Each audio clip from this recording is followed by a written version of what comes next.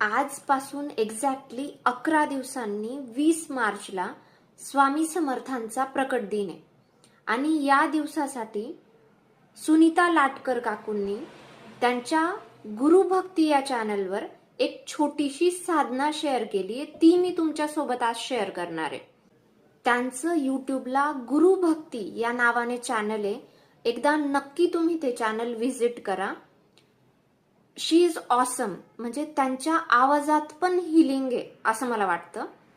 ही साधना एकतर तुम्ही सकाळी उठल्या उठल्या करू शकता किंवा रात्री झोपताना करू शकता. 21 वेळेला श्री स्वामी समर्थांचा नामजप लिहायचा आणि पद्मजा फेनानी यांचा तारक मंत्र ऐकायचा. या दोन्ही गोष्टी तुम्ही वेगळ्या वेगळ्या करायच्या आहेत, एका वेळेला करू नका. पण जर सपोज तुमच्याकडे वेळ नसेल, तुम्हाला दिवसभर वेळ मिळाला नाही, तर तुम्ही या दोन्ही गोष्टी सोबत पण करू शकतात.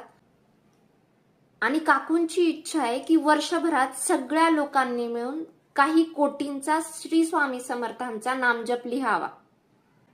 ज्यांना इंटरेस्ट असेल ते ही साधना सुरू करू शकतात.